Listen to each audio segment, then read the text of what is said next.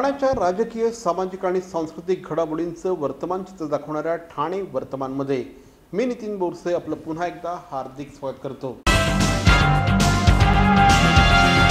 नवी मुंबई आंतरराष्ट्रीय विमानतळाला हिंदू हृदय सम्राट बाळासाहेब ठाकरे यांचं नामाभिधान द्यावं अशी मागणी पालकमंत्री श्री एकनाथ शिंदे यांनी मुख्यमंत्री श्री उद्धव ठाकरे यांच्याकडे केली आहे। हिंदू हृदय सम्राट बाळासाहेब ठाकरे यांचं नाव हे या विमानतळासाठी अतिशय यथोचित असेल असं देखील श्री एकनाथ शिंदे यांनी म्हटलं आहे। निर्धारित वेळेत हे विमानतळ जनतेच्या सेवेत रुजू करण्यासाठी सिडको कटिबद्ध आहे असं देखील श्री एकनाथ शिंदे यांनी म्हटलं आहे। मराठी माणसाला उत्तुंग झेप घेता यावी यासाठी त्याच्या पंखात बळ भरण्याचं काम बाळासाहेबांनी केलं। अशा उत्तुंग नेत्याचं नाव नवी मुंबई आंतरराष्ट्रीय विमानतळाला देणं हा त्या वास्तूचा गौरव करण्यासारखं असल्याचं देखील श्री शिंदे यांनी म्हटलं आहे। ठाणे महानगरपालिका क्षेत्रामध्ये कालच्या दिवसामध्ये 106 जण कोरोना पॉझिटिव्ह आढळून आले आहेत। दिलासादायक बाब म्हणजे सलग दुसऱ्या दिवशी ठाणे शहरातील मृत्यूचं प्रमाण हे 0 एवढं आहे। कोरोनाच्या आजारामुळे ठाणे शहरामध्ये अद्यापपर्यंत मृत्युमुखी पडलेल्यांची संख्या 1241 एवढी झाली आहे। सोमवारी 106 जण पॉझिटिव्ह आढळून आले आहेत। रविवारी 5243 चाचण्या घेण्यात आल्या होत्या, त्यापैकी 106 जण पॉझिटिव्ह आढळून आले आहेत। कालच्या एका दिवसामध्ये 107 जणांना डिस्चार्ज देण्यात आला असल्याची माहिती देखील महापालिका प्रशासनाच्या वतीने देण्यात आली आहे। कोरोनाच्या पार्श्वभूमीवर ठाणेकर नागरिकांना मालमत्ता कराच्या दंड, व्याज आणि शास्ती मध्ये दिलासा देण्याचा प्रयत्न ठाणे महानगरपालिकेच्या वतीने होणार आहे।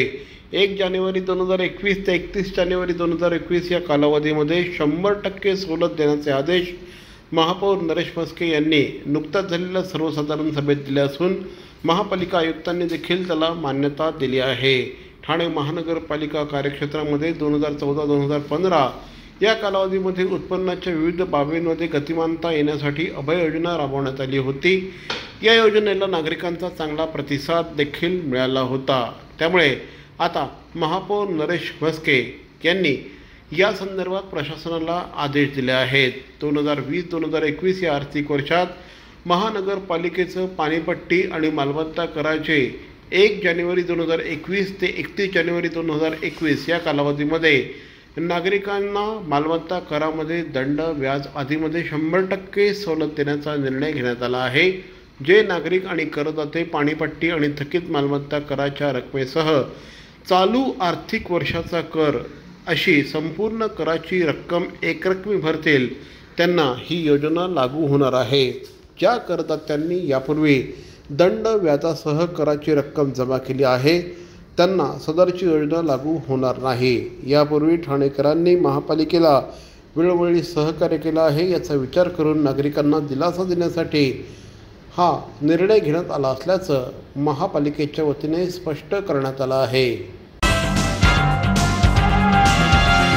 सत्यनारायण असो की वास्तुशांती, लक्ष्मीपूजन असो की ग्रहशांती, सर्व प्रकारच्या पूजांचं साहित्य आता अगदी घरपोच। राम भरोसे अगरबत्ती आणि पूजा भांडार, मनाला शांती देणाऱ्या आणि उल्हासित करणाऱ्या मल्हार, शाकुंतल, गावठी गुलाब, शिवचंदन, नाथ अशा अगरबत्त्यांचा सुगंधित दरवळ।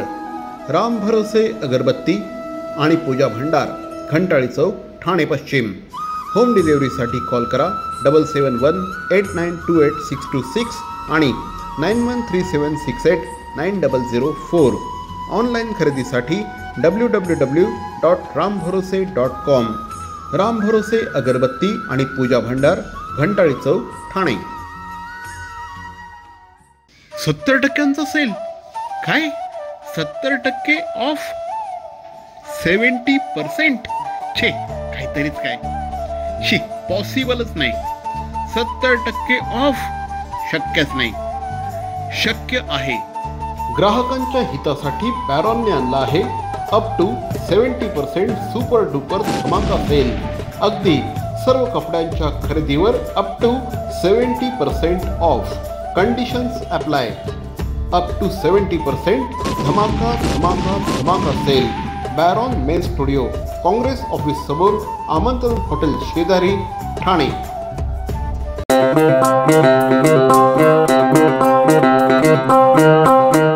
Zip your wallets, don't worry, money will travel swift and fast. Cause TJSB का नया है ये magic Transapp app. Transapp zap, Transapp app. एक ही virtual ID से transaction है secure and safe. Just tap the tab of Transapp app and make your life all sorted. पैसा आया पैसा भेजा हो गया चुटकी का खेल. Simple, easy, fast है ये Transapp just like a finger snap. Transapp app, Transapp app. Thane शहरामध्ये जवळपास गेल्या 10 वर्षांपासून टोईंगचे दर स्थिर आहेत. मात्र आता GST देखील भरावा लागतो आणि टोईंगच्या खर्चामध्ये देखील मोठ्या प्रमाणात वाढ होते आहे. त्यामुळे ठाणे वाहतूक विभागाच्या वतीने टोईंगचे दर वाढवण्यात येणार असल्याची माहिती वाहतूक शाखेचे उपायुक्त श्री बाळासाहेब पाटील यांनी सांगितले आहे. आज या संदर्भात एका पत्रकार परिषदेचं आयोजन करण्यात आलं होतं. यावेळी श्री बाळासाहेब पाटील बोलत होते. टोईंगच्या दरामध्ये वाढ होणार असली तरी ती मुंबई आणि पुण्याच्या तुलनेमध्ये कमीच असेल अशी माहिती देखील बाळासाहेब पाटील यांनी दिली. नागरिक बऱ्याचदा नो पार्किंगमध्ये गाड्या लावतात आणि त्यामुळे मोठ्या प्रमाणामध्ये वाहतूक कोंडी होते. ही वाहतूक कोंडी दूर करण्यासाठी टोईंगचा अवलंब केला जातो. मात्र आता या दरांमध्ये वाढ करावी लागणार असल्याचं बाळासाहेब पाटील यांनी सांगितलं. मरावे परी अवयव रूपी उरावे. अवयव दानाचा हाच संदेश जनसामान्यांपर्यंत पोहोचवण्याचा संकल्प घेऊन निघाले आहेत ज्येष्ठ समाजसेवक माननीय नानजीभाई खिमजीभाई ठक्कर ठाणावाला. त्याचसाठी काढण्यात आली एक भव्य दिव्य रॅली. अवयव दानासाठी सुरू आहेत ठिकठिकाणी जनजागृती सभा. लक्षात ठेवा, आपला अवयव दानाचा संकल्प वाचवू शकतो कुणाचे तरी प्राण, दूर करू शकतो कुणाचं तरी अपंगत्व अगदी कायमचं, फुलवू शकतो अनेकांच्या संसारात सुखाचे बगीचे. अवयवदानाच्या या महायज्ञात सहभागी व्हा. समाजरत्न श्री नानजीभाई खिमजीभाई ठक्कर ठाणावाला यांच्या पुढाकाराने जनहितार्थ प्रकाशित. नमस्कार, मी मंगेश देसाई.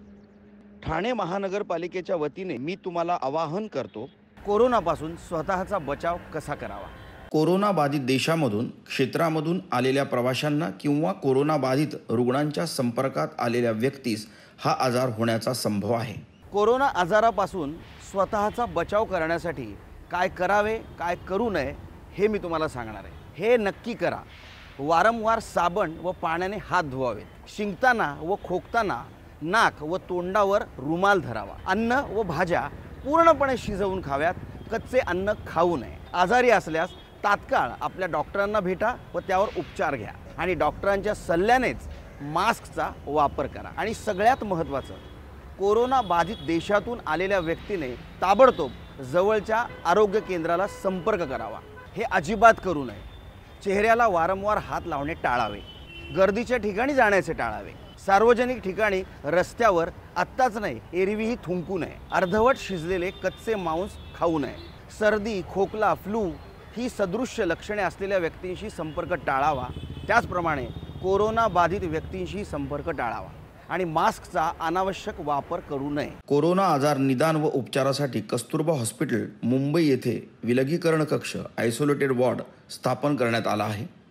कोरोना आजारासंबंधित उपरोक्त नमूद लक्षणे आढळल्यास तात्काळ महापालिका शासकीय रुग्णालयाशी संपर्क साधावा. अधिक माहितीसाठी जवळच्या आरोग्य केंद्राशी संपर्क साधा. राज्यस्तरीय नियंत्रण कक्ष क्रमांक 02026127394. राष्ट्रीय कॉल सेंटर क्रमांक +91 11 2397 8046. जिल्हाधिकारी नियंत्रण कक्ष क्रमांक +91 22 2530 1740. ठाणे महानगरपालिका टोल फ्री क्रमांक 1800 22 108. टोल फ्री क्रमांक 04. सगळ्यात महत्त्वाचं, अफवांवर विश्वास ठेवू नका आणि अफवाही पसरवू नका. सरकारी परिपत्रकावरच विश्वास ठेवा आणि कोरोनापासून स्वतःचा बचाव करा.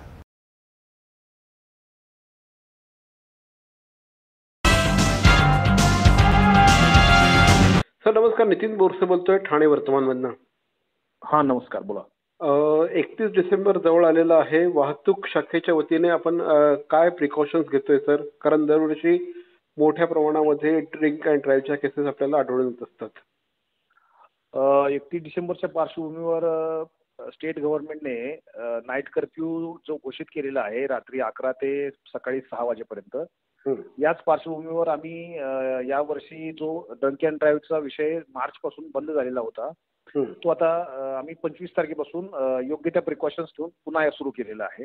त्याच्यामध्ये आम्ही क्लिअर कट SOP तयार केलेली आहे, ज्यामध्ये आपण ज्या ब्रीथ अनालायसिसचा टेस्ट घेणारे अधिकारी आहेत आणि जे टेस्ट देणारे आहेत त्यांचं कुठलंही बॉडी कॉन्टॅक्ट होणार नाही, सोशल डिस्टन्सिंग मेंटेन करता येईल, कोरोनाचा फैलाव कुठलाही होणार नाही, त्याचबरोबर कायद्याचा धाकही राहील. या दृष्टिकोनातून आम्ही 25 तारखेपासून या कारवाईला सुरुवात केलेली आहे. आतापर्यंत 414 लोकांवर कारवाई केलेली आहे आणि आजच्यापासून अधिक इंटेन्सिफाय ही कारवाई केली जाणार आहे. 31 तारखेला आम्ही शहरातल्या महत्वाच्या ठिकाणी जिथे महत्वाचे रोड आहेत त्या ठिकाणी मोठे कार्यक्रम होण्याची शक्यता असते. असे सगळं अनालिसिस करून आम्ही योग्य बंदोबस्त प्रत्येक महत्वाच्या मार्गावर लावलेला आहे.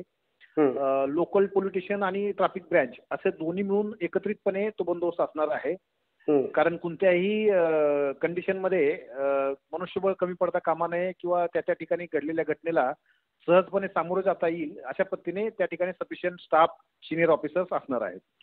सर आपण आता वसुली मोहीम सुद्धा सुरू केलेली आहे, दंड वसुली मोहीम सुरू केलेली आहे. जवळपास 2 कोटीपेक्षा जास्त रक्कम त्यात वसूल झालेली आहे. सर काय सांगाल ठाणेकर नागरिकांना? एवढ्या मोठ्या प्रमाणात ठाणेकरांकडनं दंड वसुली होते आहे, ठाणेकर नागरिक वाहतुकीचं पालन करत नाही, हे याच्यावर स्पष्ट होत आहे का? फेब्रुवारी 2019 पासून ई चलन सिस्टीम पूर्ण राज्यभरामध्ये सुरू झालेली आहे. करेक्ट. ई चलनच्या माध्यमातून जे दंड होतात ते फोटो काढून ई चलनच्या मशीनवर अपलोड केले जातात, परंतु त्याची रिकव्हरी तिथं त्या ठिकाणी होत नाहीये. त्यामुळे आतापर्यंत खूप मोठ्या स्वरूपाची पेंडन्सी ही मुंबई आणि ठाण्यामध्ये मोठ्या प्रमाणात पेंडन्सी आहे. ही पेंडन्सी असल्यामुळे बऱ्याच लोकांचं असं मत झालेलं आहे की बऱ्याच केसेस होऊन सुद्धा कुठल्याही स्वरूपाचा आर्थिक फटका पडत नसल्यामुळे बेदारकपणा हा वाढत चाललेला आहे आणि ट्रॅफिकच्या व्हायोलेशनच्या प्रमाणामध्ये खूप मोठ्या प्रमाणात वाढ होती आहे. याचा परिणाम हे एकंदरीत ट्रॅफिक जाम मध्ये पण होतो आणि मोठे मोठे अपघात घडण्यामध्ये सुद्धा याचा परिणाम होतो. या सगळ्या गोष्टींवर आळा घालण्यासाठी आम्ही 19 नोव्हेंबरला एक प्रेस कॉन्फरन्स घेतलेली होती. त्यामध्ये सर्वांना आवाहन केलं गेलं होतं की 20 नोव्हेंबर पासून ते 30 नोव्हेंबर पर्यंत जे आपल्याकडे पेंडिंग चलन आहेत ते चलन भरण्यात यावं, जेणेकरून रस्त्यावर आपल्याला कुठल्याही स्वरूपाची अडचण येणार नाही. बऱ्याच नागरिकांनी त्याला सकारात्मक प्रतिसाद दिलेला आहे, बऱ्याच नागरिकांनी भरलेले आहेत. पण ज्यांचे राहिलेले आहेत त्या संदर्भात आम्ही 1 डिसेंबर पासून आतापर्यंत ही मोहीम सध्या सुरू ठेवलेली आहे. 1 डिसेंबर ते 28 तारखेपर्यंत साधारणतः 3 कोटीच्या घरामध्ये संपूर्ण टॅक्स हा पेंडिंग चलन आम्ही वसूल केलेला आहे. धन्यवाद सर आमच्याशी बातचीत केल्याबद्दल आणि तुम्हाला सुद्धा नवीन वर्षाच्या हार्दिक शुभेच्छा. Thank you very much. सर्वांना नवीन वर्षाच्या खूप खूप शुभेच्छा. Thank you sir. तर मंडळी, या होत्या आजच्या ठळक बातम्या. ठाणे वर्तमानमधून आम्ही ठाण्याच्या राजकीय, सामाजिक आणि सांस्कृतिक घडामोडींचं वर्तमानचित्र दाखवण्याचा प्रयत्न करतोय. अर्थातच आपल्या सहकार्याची गरज आहे, तेव्हा आपल्या सूचना आणि समस्या आम्हाला जरूर कळवा. आमचा पत्ता ठाणे वर्तमान, Dadoji Konde stadium, shop number 16, Khadan road, Thane पश्चिम. दूरध्वनी क्रमांक 9820939420. तर मग पुन्हा भेटू उद्या याच वेळी याच ठिकाणी ठाणे वर्तमानमध्ये. तोपर्यंत धन्यवाद. जय हिंद, जय महाराष्ट्र.